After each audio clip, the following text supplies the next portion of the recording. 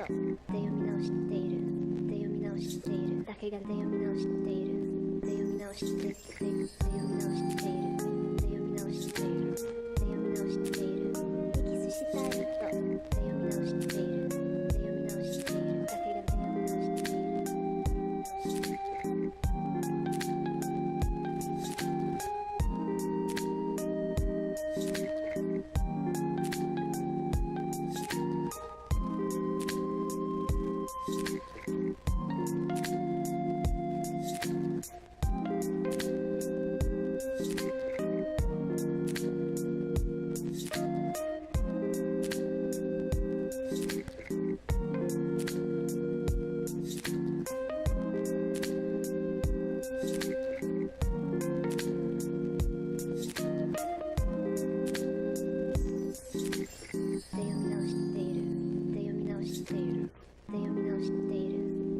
したい人で読み直しているで読み直しているだけがで読み直しているで読み直しているで読み直しているで読み直しているで読み直しているエキスしたい人で読み直しているで読み直しているだけがで読み直しているで読み直している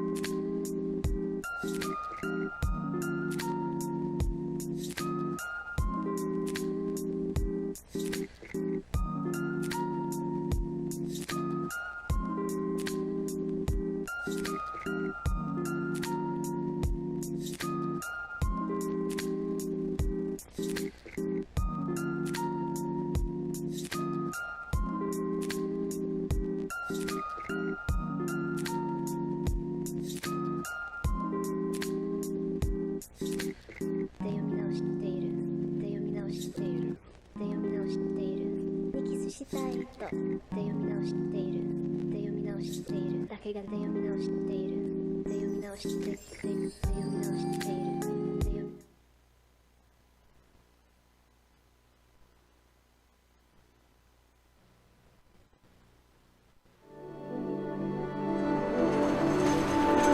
Welcome to the city of the unwritten. A city that's given so much. A city of people who aren't afraid to get their hands dirty.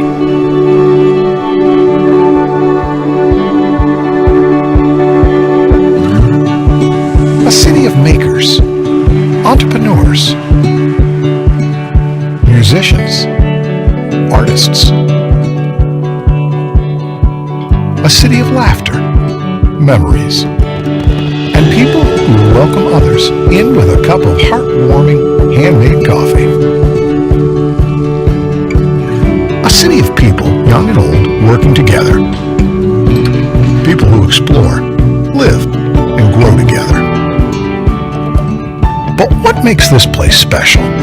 Being listed year after year as one of the best places to raise a family. Maybe because we have a community recognized for its safe neighborhoods and revered for its low unemployment.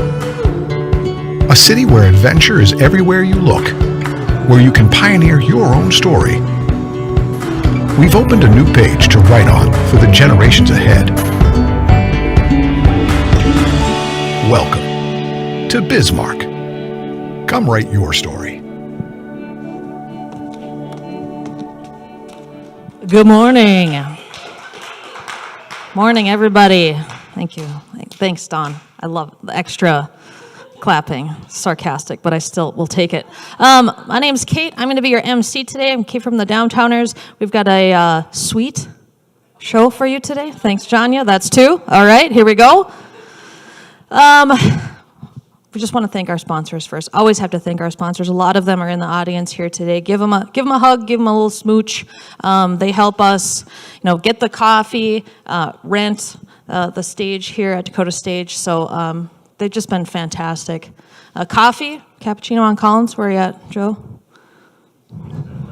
Wow, yeah. Okay, well, he's here somewhere. So we usually do what the national day is. Obviously, Marlo is always here in spirit. He haunts 1 million cups. So guess what day it is? It's National Farmers Day. Do we have any farmers in the audience? I see what. Okay, and former farmer. Well, thank you for feeding America. So thank a farmer today if you get a chance. Also, National Free Thought Day. Don't you tell me what to think, Janya. It's National Free Thought Day. Okay. So what is 1 million cups? 1 million cups, do we have any first-timers today? Oh, Elizabeth is a first-timer, but she's also the presenter. Welcome, Elizabeth, first time. We are here every Wednesday, 9 a.m. at Dakota Stage. We bring an entrepreneur, a community builder up on the stage. They give us kind of their pitch or their spiel, then we pepper them with questions. So think about your questions for Elizabeth as she's going through her slide deck. And then we really kind of have the overall idea of how can we change the face of our startup community by getting together, having coffee, supporting entrepreneurs, listening to their stories, and hopefully offering them help and feedback.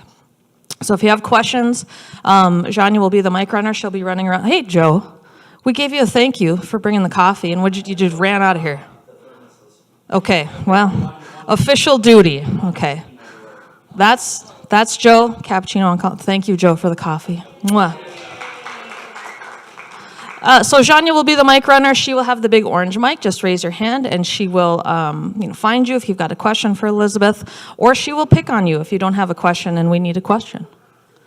Community announcements. You do not have to have a slide if you have a community announcement, so if anything you want to tell the audience, please come up and do that. This one's mine. Main Street Summit is October 24th through the 26th. It is absolutely free this year. So it's the Governor's Main Street Initiative, focused on building vibrant communities. This year's theme is really kind of about workforce, community-driven workforce, which is obviously a big issue in North Dakota and the surrounding area. So you can register on Eventbrite. And then Don's going to be doing a tour. I think Don's doing an art tour. I'm doing an infill tour. There's a ton of sessions. Tuesday, Amanda Brinkman from Small Business Revolution is going to be presenting, which is fantastic. So love to see everybody there. Please register on Eventbrite, completely free, and you probably get some food and stuff out of the deal, totally free. All right, we've got an announcement from Mandan, maybe? Ellen? Does anybody else want to snag this one? Joe, I hear your seat moving. Good morning, everyone. So the City of Mandan, we are doing our Business Startup 101 workshop. We've been doing this for a number of years. It's a great way to learn a little bit about what it takes to get a business started up. We are really looking to have a hub in Mandan of entrepreneurs and startup businesses. So this is our way of supporting those individuals. So Thursday, October 20th from 6 to 8, we'll have a couple of panels, including Dakota Business Lending folks, First Community Credit Union, Zach Dosh. He's the market president in Mandan, so we've got that. And then talking about business startups and expansion. This is all free if you can register. Let's see, what's today, the 12th? You have 6 days if you can register by going to cityofmandan.com/register, or you can call Carrie in the communications office and she can get you registered. So hope to see anybody who's interested in learning about growing their business or starting a business, especially those in Mandan. So look forward to seeing you. Thanks, Joe. I recognize some names. Tyler, he's a part of our crew. Katie Bowers, she was just here, so that's a great group. Okay, another announcement. Leadership North Dakota. I see a tall man striding towards the front. All right, good morning, 1 million cuppers. My name is Mark Wagner. I'm the Director of Workforce Development Operations at the University of Mary. I also head up Leadership North Dakota. Our applications for Leadership North Dakota are open, and they close November 1. For those of you that might not know, Leadership North Dakota is an executive leadership institute. We travel the state of North Dakota from January to June each year. We cover curriculum, do some networking, and then some hands-on learning opportunities. If you are interested in applying, or if you know somebody that you think would be a good fit, please encourage them online.umary.edu, and you just type in the search bar Leadership North Dakota. It'll take you right to our website, or you can give me a call, 701-355-5151. Thanks. Other community announcements. Ross, when is State of the Cities? November 8th. November 8th, Election Day. So it's a Tuesday. Tuesday mornings. When's the last day to register? Do we know? I think it's October 26th. Okay, so go to the Chamber's site and register for State of the City. It's going to be a good one. Who else do I know has something coming up that I'd like to put on the spot? Okay, I know. Thanks, Ross. I always want to put Ross on the spot. We love Ross. Okay, so we've got a great presentation coming up. Again, think about your questions while she's presenting. We have Elizabeth with Sundbakes. We're just talking about Great British Bake Off, so if you've watched that as well, yeah, soak up those questions about, how many folds are in your pastry or whatever. But do you sift your flour, whatever you guys can think of. Elizabeth is from Minot. She's going to tell us all about her business, Sundbakes. So come on up, Elizabeth. Oh, thank you. Okay. Well, thanks so much for having me. I'm really excited to be here. So you might see something unusual here between the Dr. Elizabeth Sund and then me making a cake. I have a really weird resume. I have a PhD in philosophy that I got from Monash University in Australia.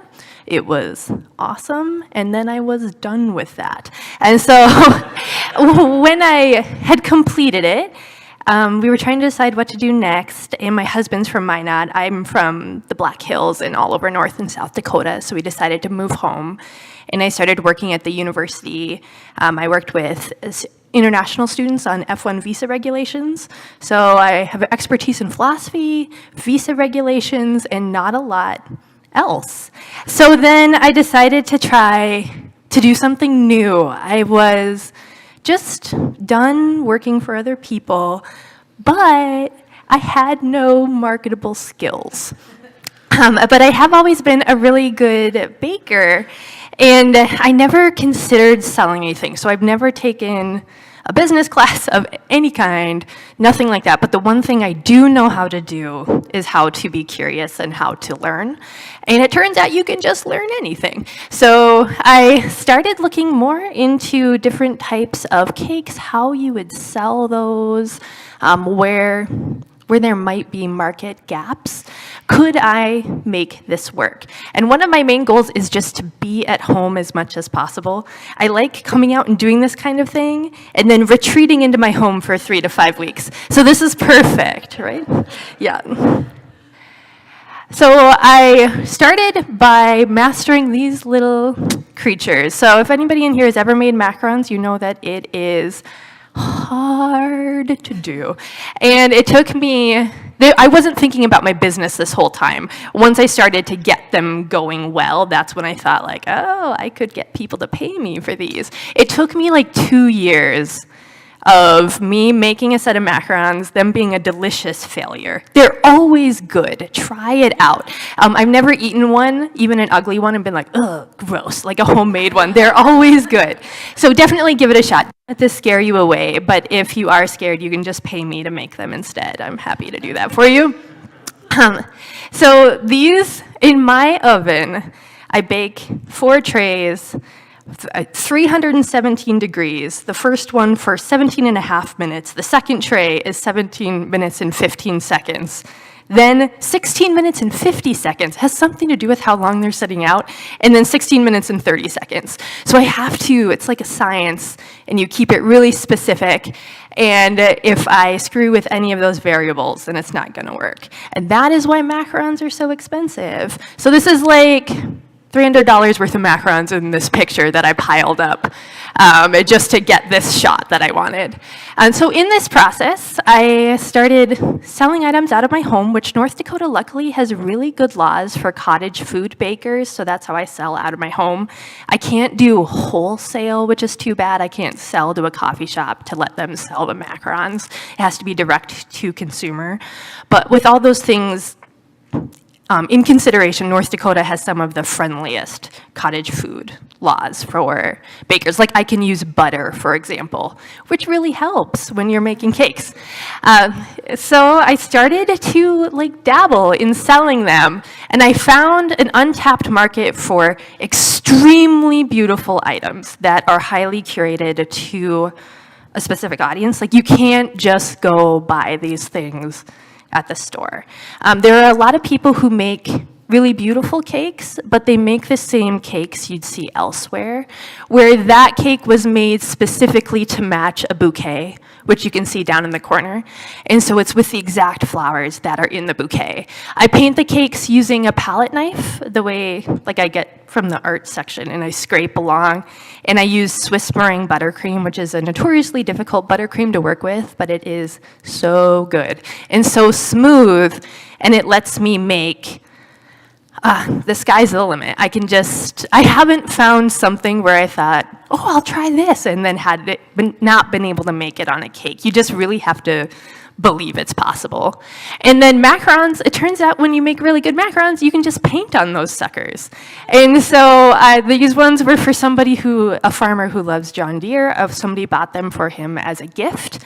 And he was delighted because he'd never eaten macarons before. And I was delighted because I got to come up with a design that would make him smile, right? So sometimes there's people you think, what do I buy this person? They have everything. So you buy them something edible that has never existed before and will never exist again, and they don't have to store anything, and they know that you see them deeply. So these cakes, in order to buy one for somebody, you have to really know them. It can't be random, where you can go into the grocery store and buy a random cake. This is something where it shows that the person is your true friend. So one of the ways I market, I do all unpaid. I don't pay for any marketing. I've done it all using social media because I want to keep my overhead as low as possible because I like my money to come in to me and I don't want to spend it on anything. So in that process, I've fallen in love with food photography. I really enjoy setting up different shots because I want my social media to be as interesting as possible for people to follow. So they come for the pretty pictures, and then they stay and buy the cakes and macarons later on. I also incorporate as many local elements as I can in them. So I know this is more popular in Minot than it is here in Bismarck, but this is a cake design I created that's based on rosemalling from Norway, which is very big in Minot. And so this was for a wedding where the people got married in the Gullstav church, and then they had all their friends from Norway there. It was during Höstfest. And so how perfect, right, is a rosemalling cake for your Höstfest wedding? I couldn't be better. And it's not like you could just get that somewhere else. And so in case you don't know where that church, the replica is in Minot, it's here on a cookie. And so I also painted it on some cookies. This one I had done for somebody who wanted Minot-themed cookies. And then because I don't pay for marketing, I thought, I will also put some zoo ones on there and the Visit Minot logo, and I'll get Visit Minot to share it, which they did. And then that brings more people in. And so if any of you are struggling with social media and trying to get things, the more that you can make it something that couldn't exist in a different city, right? These could only exist in Minot. And when you're from a small town, people crave to be seen that way. So if you can get people to see something and say, I work at Visit Minot. That's my logo. I have that on my shirt right now. Share. Then you're doing something really kind that makes people happy, but it also brings more people into your circle. And I found that's the most effective way to use social media, not by replicating what you see on a national level, but by keeping it really, really small. So the main cakes I do are flowers. I love painting flowers on cakes. The biggest market that I found is actually people. You think kids' birthday cakes is the most common cake, but by far the most common cake that I get requests for is women buying cakes for themselves, which, way to go, don't wait for your husband to buy you a cake because you will be waiting forever.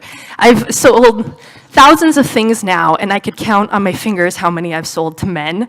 Also, dudes, buy more cakes for your wives. They really, really, really want cakes. Really bad, and they're kind of mad that you haven't gotten them one yet. But ladies, just buy yourself a cake and you'll get exactly what you want. And while you're at it, get yourself a bouquet and I'll match it. There's local florists that I work with so that the florist will give me a picture of the flowers she's going to use before she even makes the bouquets, so you can have a centerpiece. You can buy all of this for yourself. The other person that people buy this for is their moms. So adult women buying cakes for their mothers is, I would say, a third of the cakes are for birthdays of people, adult women's mothers, because it was completely untapped. And those are people that we love and we want to make feel special, but that there hasn't been a way to do that for them because they don't want stuff. They don't want to add more stuff to their lives. And so this has been a way to say, like, you are special to me.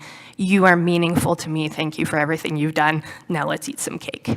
So, these are macaron cakes. To my knowledge, I'm the only person in North Dakota that makes these. If anyone knows anyone else, let me know, because I want to meet them.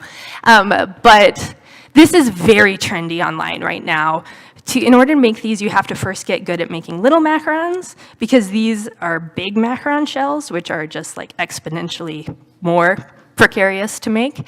But if you can pull it off, then you can make these macaron cakes and you cut into them like a cake, and they make the most delightful sound. Like it's like a crunch, squish, crunch, squish, crunch, squish the whole way down. It's so awesome.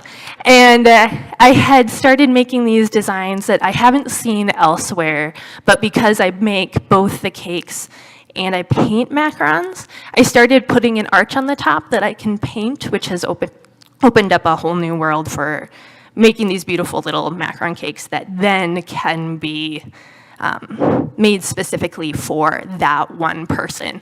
So this was for some adult women who got together for a birthday party brunch. So it's kind of like there are no children here. We are adults enjoying our adult time with mimosas was the vibe they were going for. So sometimes I also make really weird cakes. Those are my two main markets. Gorgeous, beautiful, elegant cakes, and then what kind of weird stuff are you into? I can put that on a cake. So this one is my husband. This is one of my favorite cakes I've ever done. This one's a Mystery Science Theater 3000. We've got some big fans in the audience. It's a very obscure kind of fandom. And these, if you're into the show at all, you'll recognize these little guys down there. And then there's an eldritch horror escaping from the cake. And those are all cookies. So they're cookie tentacles coming out of the cake. And that thing on top is a painted cookie, so you can like bite right into it. One of the other ways, because I don't like spending money, as you know, I want all the money to flow in and none to flow out. I have developed a really specific way of making cakes without buying any extra stuff. So you could easily buy like tentacles, right? But you can't eat those, and I don't like to put non-edible items on cakes. I like it to be fully edible. And it's just more fun to paint a cookie, right? So this person had ordered, one of the only 10 guys to order cakes. So hooray for this guy. He got this cake kind of as a joke for his wife because she was really into the new Top Gun, which I haven't seen. So he asked for a Miles Teller cake. Not a Top Gun cake, but Miles Teller, the character, because his wife had a crush on Miles Teller. And so I'm like, oh God, can I draw a human on a cookie? Yes! And I gotta say, I had to look at that guy's picture for a long time to do it. And he's a very attractive guy, and I can see why she has a crush on him, because I might have a crush on that cookie now. But here is something that couldn't exist elsewhere, right? So his wife gets to be seen, feel like, oh, he really gets me, this is funny, it's also beautiful, and it's super delicious. This is more of the flowers and the cakes matching each other, which is it's so fun to do and really beautiful. I've tried to make as many connections with other local like micro businesses as possible because we can all refer business to each other, and the more we work together, the more we can all grow. Because before I started Sundbakes, I didn't know you could buy a cake from somebody's home. It's a little weird. Now I'm comfortable with it. But at the time, like when I realized that was a thing and that most of the birthday cakes I had eaten that I thought came from stores had actually come from individuals' homes. Once you buy something from one person's home, you're much more comfortable buying from other people's homes. So even working with other bakers, once somebody buys one from one person, they're much more open to this whole realm of home bakers, or this florist runs her thing out of her home. She has a home studio. So this is what my Instagram looks like. If you're looking at your phone right now, you should just search me up. So it's Sundbakes on Instagram, Sundbakes on Facebook. I find that the best way to suck people in is to get them hooked on the pictures and the story. So I don't do business cards or anything static, because if I give someone a business card, they will then just ask me for a drip cake with an upside down ice cream cone on top, which I do not want to make, and I don't sell those. And so if I can get people to follow me first, then they trust me. So I don't make cakes based on pictures that people send me. People don't even send me pictures anymore, which is great. A lot of people think the only way to buy a cake is to search for a cake online, find someone to copy that cake. No. No copying. It's no fun to copy, and also it sets really weird expectations because it'll never look the same. So it's more fun to be like, here, this is small. This person just needed an avocado cake. I was like, her daughter wanted an avocado-themed cake. I'm like, ooh, I can do this, right? And that doesn't look like any other avocado cake that you would see. This one was a paintball-themed cake, so it has like a little paintballer on top. all kinds of people's favorite flowers, baby shower macarons with woodland creatures, just all kinds of fun stuff. So getting people in on the social media and being really active on social media makes a huge difference. I also maintain a really good website, and that I taught myself. I taught myself how to do the social media. I didn't have an Instagram more than 1 year ago. So I just started all of this actually last October, 2021. And I just am trying really hard, and it really does pay off. And so I also put a ton of work into my website to make sure that people have a really high-end experience from the minute they find out about me. I want only the most beautiful pictures, only the best to be on my social media, and then I want my website to be smooth, have all the information needed, and be up to date. I have a really good ordering system. I now have a good project management software that I'm using, which that too just makes everything smooth from beginning to end, because as a home baker, if anywhere in there feels unprofessional, people will fall out of your funnel. So this is more of stuff I do. Here, I'm sneaking in a 58703 Minot, North Dakota. I try to do whatever I can to prove I took that picture. I made those macarons. Those were in Minot. I took a picture of them. And it makes a difference. It's like holding up your cake in a newspaper. You're like, it makes a difference because a lot of people online steal photos, or they put up photos of things they didn't make. And so I want to prove that everything is mine. I also use a lot of the same stuff over and over, like the same backgrounds and things, so that people recognize my photos when they come up online. It gets people interested in the story. So if you're running a social media for your business and you think, how do I get people to care? The other thing to do is to put your face on social media and be okay with that, because then people will recognize you around town. They're interested in your story. They want to be a part of it. And they also now really want to eat a cake. So this was from a styled shoot that I did with a florist and a local photographer. That was so fun. And my plans for the business is to keep it small, because as you know, one of my goals is to stay home as much as possible. And so I don't have any plans for like a storefront, brick or mortar. I also don't have any plans for any debt of any kind. All of this I have built of spending almost no money, except for on butter and eggs. Holy smokes, the cost of butter is killing me. So all of my money goes towards butter and eggs, not towards marketing. Because if you can make friends with other businesses, you can get them to take beautiful photos of you, and then they get to eat cake, and then they might refer you to different people, and you have pictures to use for things. So all of the other pictures that have been shown have been pictures that I've taken with my cell phone. I don't have a fancy camera or anything.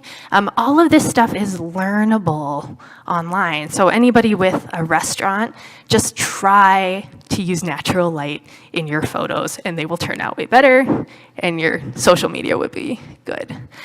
So I just keep trying to make beautiful things and share those beautiful things with people. Keep my business small, and I want to keep just following creativity and my curiosity. So I think Sundbakes is what I'm going to stick with for a while now, but I've learned that I have a lot more in me than I ever knew, and that you can't predict what you'll be doing next, but I expect that I will be sticking with a home business for the foreseeable future. And yeah, thanks so much for having me.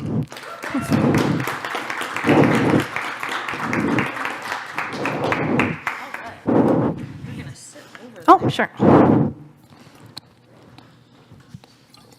Okay. Sorry about my breath going straight into this. I hope Well, that you isn't went too for loud. it, and that was great. All right. Well, we already have our first question right up front. I actually have kind of two questions. So I know you said you want to stay home-based, but coming here and speaking at Million Cups in Bismarck, have you ever thought, or do you already have a delivery system in place from like Minot to Bismarck, or do you prefer pickup? So if you didn't hear the question, do you have a delivery system in place, or is it only pickup? Only pickup, because I love to be home, is the entire reason. So the North Dakota cottage laws don't allow shipping. So like cookies could technically be shipped, but with cottage laws, I have to like actually hand it to you as an individual. And so that does keep that lower. And I think unless people in Minot got really sick of macarons, I couldn't make enough that it would be worth the travel in order to like sell them here rather than just in Minot. But if people in Minot get really tired of it and I have a bunch of macarons, I'll drive them down to you guys. And you were mentioning the shelf life on a macaron is Super short. Yeah. Yep. So a fresh macaron is, you can freeze them. They do last longer that way, but it's usually like 24 to 36 hours or so. So it's very, very short. So find Bismarck macaron maker and eat all of their macarons. I mean, who's waiting 24 hours? If you've got a box of them, they're You just gone. shove them right in So, your face. Yeah. If we're in the tech booth, could we? We're not getting any sound out of the mug. Okay, try to get. Now we got it. Thanks, guys. Okay, so to follow up with that, knowing how to get, we know with getting groceries and how much butter is available, but also how much time you have available. So do you have a limit, maybe per week, of how many orders you can take on in order to make sure you can fulfill all the orders and have the time to do all the artwork and the baking? Yes. So it's not a lot. So people really should be ordering way further in advance. Sometimes I get ones where like, oh, can I have a cake tomorrow? No, you cannot, because I'm full, and also that like I would need to rewrite time in order to make it that quickly. So I do usually fill up now, and the more I do it, the faster I get at all of the processes. And so then the more I can do each week. It also depends whether there's early release from school, because if my kid is home, I cannot make as many things. So there's a lot that goes into deciding how many orders I can take each week. But yes, so it is limited, and once that's full, it's just full. And it depends on how specific the painting needs to be or that kind of thing. I went on your website and looked like, oh, I'm going to order me some macarons, and you're full for October. I am full for October. Yep, it's too You bad. got to get your Get them early. your buns and gear. So this was really super fun presentation. Oh, well, thank you. You're just like super bright and joyful to listen to. Appreciate so this that. was really great. But she's going to hide for the next 5 weeks. I know. This I is know. On the drive this home, is all it's she gonna got. Speak Yeah. right to my heart. So I mean, this is super great. So am I correct? Well, can you clarify? You had mentioned October of last year. Is that when you started social media, like your Instagram account, or is that when you started your business? I sold my first cake October 4th of 2021 to my mother-in-law. Thank you, Mary. That was a really good start. But yeah, so, and I was working full-time at that time at the university, and so I was, like, my capacity was really small at that time, trying to figure stuff out, trying to see if people would be interested. And then I went part-time in March, and then I left my job at the university this past July to just go whole hog, and so far it's going really well. So a follow-up then. Obviously, the wedding industry is, for lack of a better term, bananas. Yeah. Are you filling up or close to filling up for next year already? With the wedding industry? Yeah, with wedding Weirdly, cakes. no. So I have found that brides do not want to pay for cake. I had they are like, oh, could I get a cake for 250 people for about $100? No, you can get a cake for 12 people for $100. So, no. And I've been surprised. So when I started, I thought weddings would be the main place, but also people hopefully only have one wedding. You know, and so that doesn't cause repeat customers, but people have a ton of celebrations and birthdays. So although I'm still very interested in making wedding cakes, people are not willing to pay the price it takes for the artistry. They want, and which is fine. People are spending money on their dresses or their photographers, and they're choosing where to put that money, and I can respect that. They're not putting that money towards cake. The times that they are retirement parties, birthdays for adult women, like I said, and times to celebrate. Like the biggest order I ever had was for somebody's father's 90th birthday, and they got two tiered cakes. So that's more than you see at weddings here. And so I found that by staying away from weddings a little bit, although I would still happily do them, you sell more cakes, and the people are way more relaxed about it too. So brides will be like, hey, just checking in for every day, forever. And somebody else will be like, I don't know, here's $500. I'll pick up the cake on Tuesday at 10. I'm like, perfect. So yeah, great question. And I had thought it would be weddings, and it's just not. So if anybody has a wedding, though, I'm available. Yeah. And you could help people get divorced and remarried. I mean, that's a That's long right. process, though. Celebrate. for A cake. macaron cake would be the perfect thing to buy yourself on the day you sign your divorce papers. Okay. Yeah. By the way, my birthday's in January, if anybody wants to know. Beth. Hi, I have more of a comment, and that was that somebody this spring gave us some of your macarons as a thank you. Oh, yours for were the painted ones with the our spruce logo. or something, No, it was right? all the, you must have gone to our website Yeah. and gotten all the little icons that we Yeah, use. because the feet, right? Yeah. And then different things. Yeah, and it was all archaeology-related things. But as a thank you, it was given to us as a thank you for something that we had done, and it was just a brilliant corporate gift. And so Yes. I thought, and I just want you to know, it really was special, and it I'm really so glad. It did. I mean, it meant a lot that that organization had taken the time to do that, and so when you're talking about it, it really is effective. I'm so glad. Yeah, I remember making that set because the symbols on your website were so cute. So if somebody gets something for someone, especially a business, I can pull from the business's website to put their stuff on. So I was able to pull the icons from your website to put on all the macarons. And it's something you've built that's so beautiful. Your business you've built. So like being able to give someone something they can eat with something they love so much on it, it's perfect. So I'm so glad to hear that. And Beth. Oh, Yeah, good. I'm I was glad. I was going to ask Beth, Yeah. the 24 hours, not Yes, even close. yeah. It's like a bomb. Just you Yeah. get it as fast as possible. Okay, question back there. Sort of more of a comment. I really enjoyed your again echoing the fun, bubbly personality and the again dads growing up with dad puns. I mean, just your fun, great comments. Have you ever thought about doing even short videos for your social media or anything else to be able to share? Because again, your photos are beautiful, but it doesn't. Thank you. It doesn't get across. I don't think it brings across as much the joy you have in doing these, as well as the joy you find in bringing this to others. And so I don't know. I would watch a minute clip every now and again, hearing some of your offhanded comments about cookies and life, and I think there'd be a following to that. Oh, thank you. Yes, so I do on Instagram especially, so like in Instagram stories. So like when I got here this morning, I did an Instagram story about like, oh, hey, here I am at Million Cups, and people do respond really well to those things. And I do reels on Instagram too, and I also awkwardly have a TikTok that I don't know what to do with. I'm just too old for TikTok, so I have it, and I put videos up on it, and some of them go wild, and some of them do not, and I do not know how the algorithm decides what.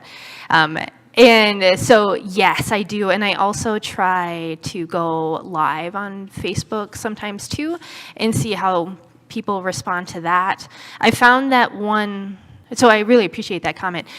One of the things that can make me stand out from other bakers is I'm not shy. Part of that is having a teaching background, is once you're in the room with 100 undergrads that desperately want to see you fail, you can do pretty much anything. After that, like every audience is a supportive audience compared to 18-year-olds. And so even going live is it's not too bad, and most other bakers, they should, but they don't even show their face in a photo. And so I agree with you that it's a huge way to make that connection with the audience. Yeah. 18-year-olds. I know, they're so harsh. Yeah. Grow up. Ev. Maybe a follow-up to that last one a little bit. Your photography is great. You're creating some amazing art. I mean, this is real, honest-to-goodness art that you're Thank you, creating. I appreciate that. And maybe just thinking about that combination, and maybe you do this, but providing a high-quality photograph of the piece to your Yes. clients so they have something they can keep after they've eaten. Yes, and because cakes are hard to photograph. So if you've ever tried to take a picture of a cake, like in bad lighting or and they want to warp and like become trapezoidal, which is really hard to avoid. So I do try to share pictures of almost all the cakes I do, because then the people can share those online instead of the one that they take themselves, like in their kitchen. And so that has worked out really well. And I'm always happy to send photos to people if they want them to. Unless you're an 18-year-old, you get nothing. Yeah, well, they can help me with my TikTok, Yeah, you and can then I'll clean give up the them kitchen, you whatever they bum. want. Joe, Good morning. I can relate to the 18-year-olds in the academic environment. Yeah, at it's tough. PSC, it's a whole separate conversation. So some of the challenges being involved with a dairy-based business with a coffee shop, dealing with the price spikes of dairy, and then now, for you being butter, Yep. possibility of a butter shortage coming around the corner. I know. I've listened to another baker on a national platform say, I went from paying $63 for a case of butter to about $137 for butter.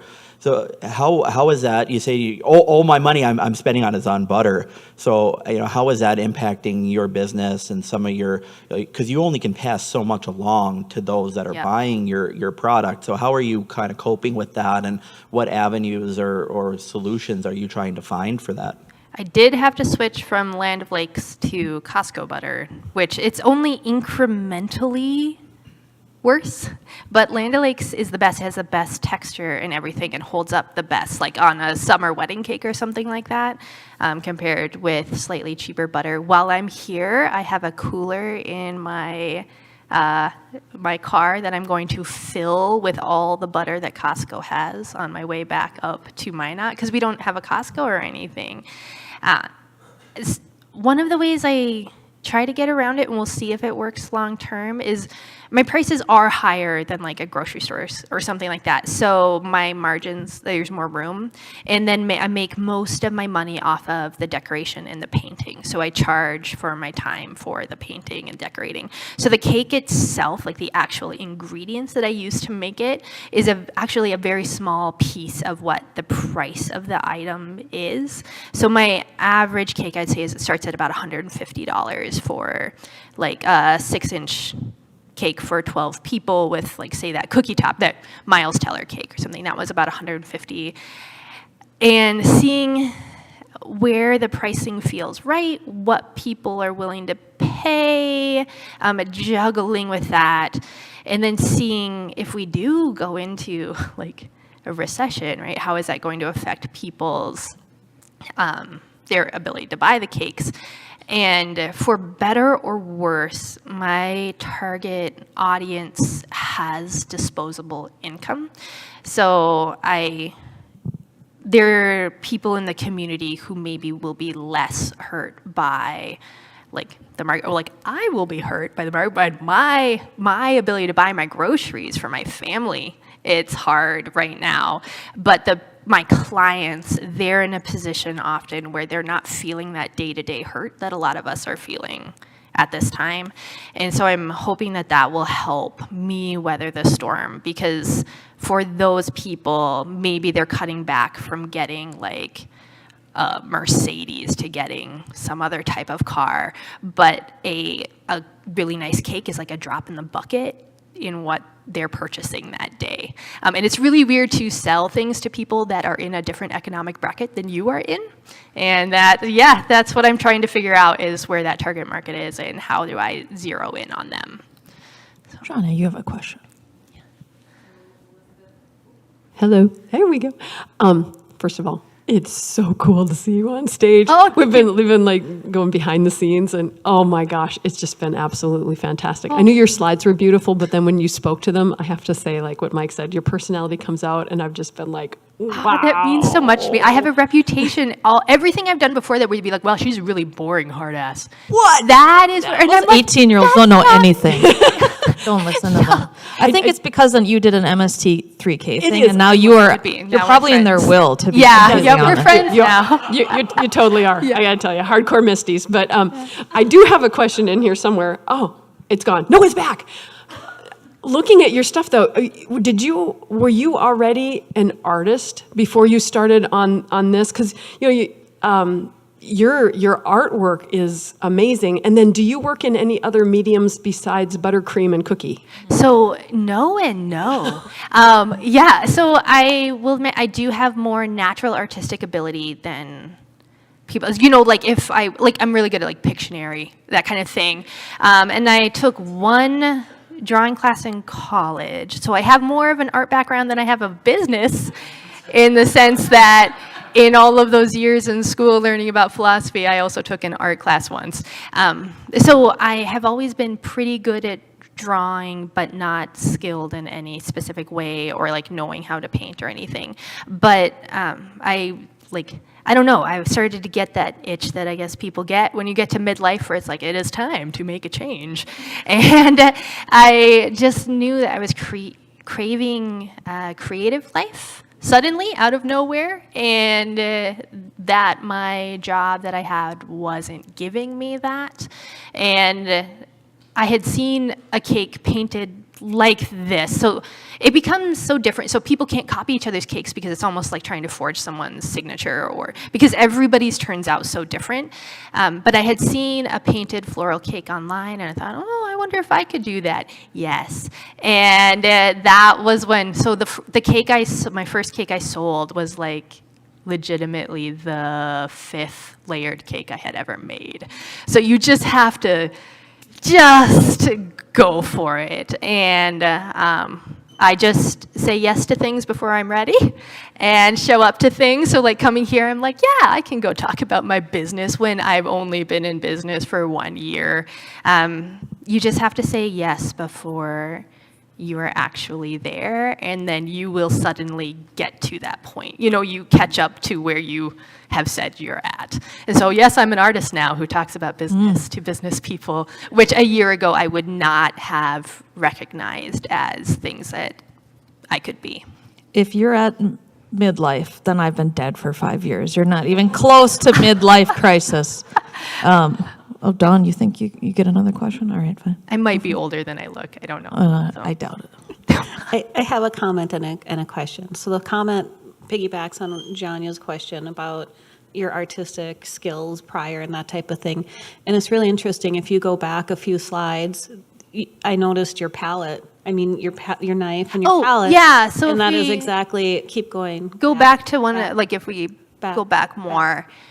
One more, I think. Yeah, you can see there. So there's the frosting, and then it's palette knives. Yeah, so it's artist palette knives, and then you scrape them along It's create just like mixing these paint. petals. Yep, exactly. And the Swiss meringue, that's why I use Swiss meringue instead of American buttercream. American buttercream tastes bad, but it also is too sticky.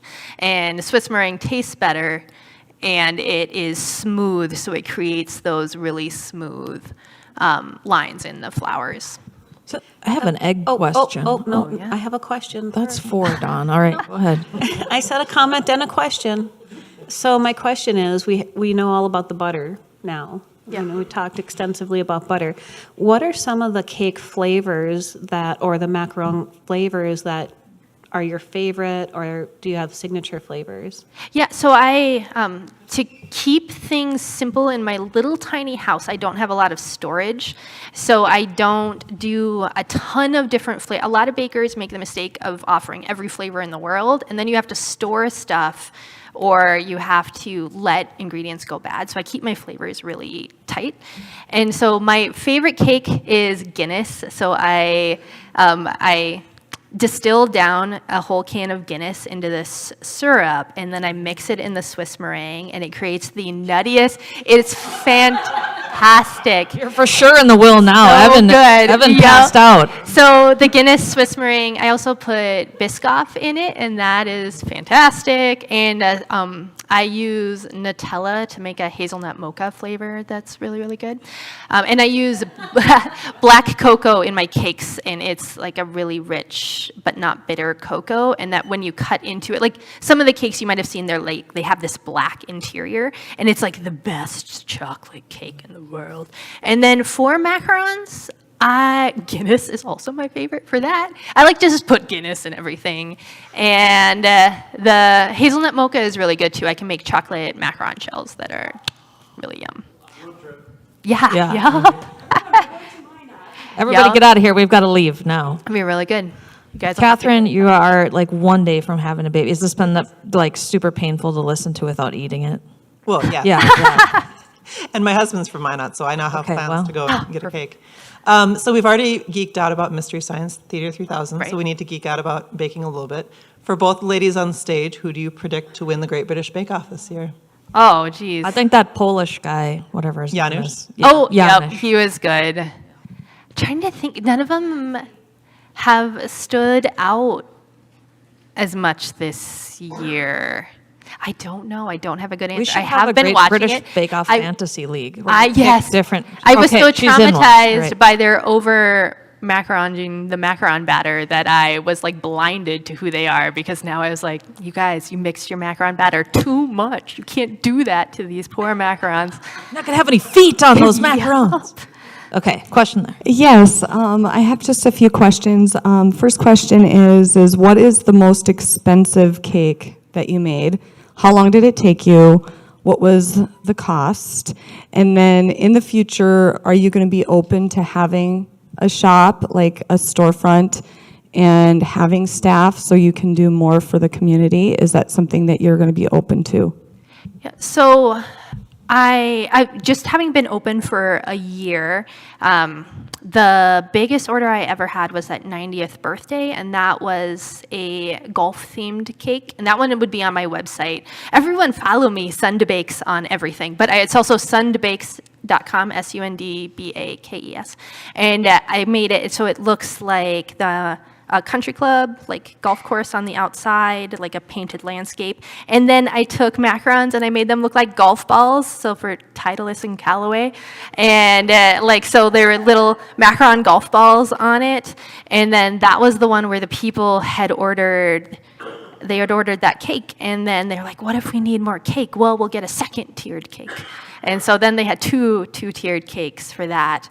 And my 2-tiered cakes start at about $300 a piece. And it just depends on how much is on them and things. And so the pricing of cakes is really difficult, trying to predict how long it will take you to make a cake or what will go into it. And often the ones you think will take the longest are really fast, and the ones you think will be fast are really slow. But the style that I do, I just kind of have to go for it with the painting. You don't have that much time. It's not real paint, and so it's something that I have to do in the moment, just like slap it on there. And so it takes, the flower one, for example, that took me about 2 hours to paint those flowers on the outside of the cake, I would say. And so I'm still figuring out the pricing on all of that. And you said you're not going to do brick and mortar. You're going to stay at home, Yep. away from That's humans. what I think now. Yep. So who Okay. knows? But yes, I think I'll stay home because I love to be home. So we can do one more quick question, and then we've got our last question, and it's in the back.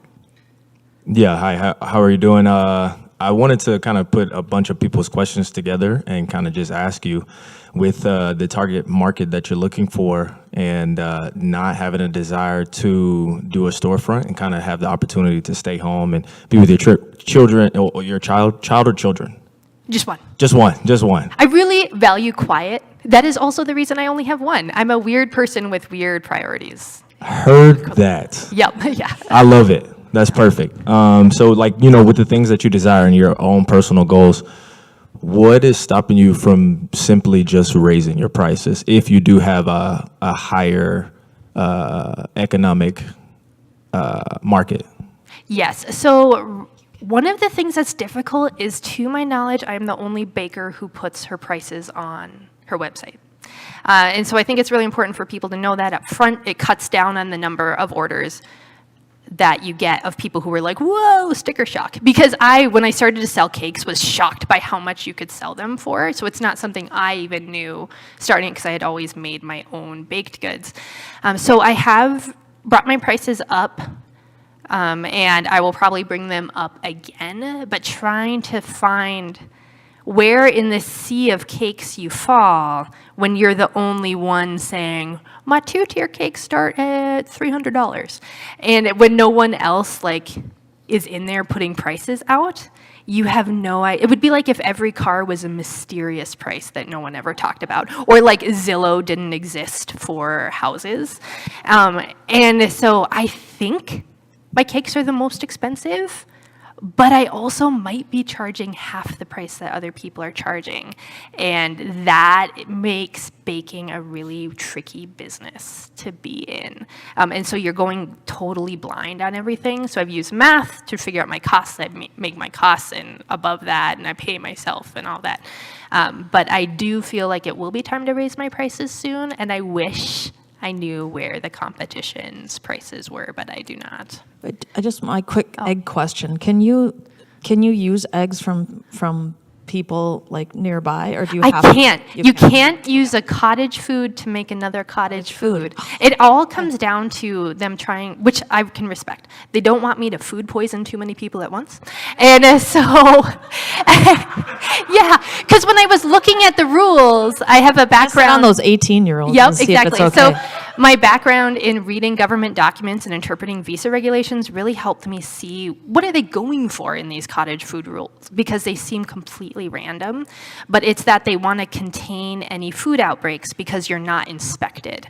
And so they don't want you to take eggs from the farmer's market, then make something and sell something that they then cannot track. And so I wish I could, because then I would just get some chickens. I know. They make their own eggs. Yeah. All right, Shania, you have the last question. All right. Well, Elizabeth, again, thank you, thank you for making the trip to be here. I think you now have a room full of fans. Yeah, tell all your friends. We've all been salivating all morning. But what can we, as the Bismarck Mandan 1 Million Cups community, do to help you succeed? Oh, don't feel like you're weird if you like everything a business puts online. So people, they get what, like even people, my best friend won't click like, because she's like, it's weird to like too many of them. It's not weird. The algorithm needs you to engage with people's social media. So like I comment on everything I see, I'm liking stuff, engaging, because that also keeps that engagement up.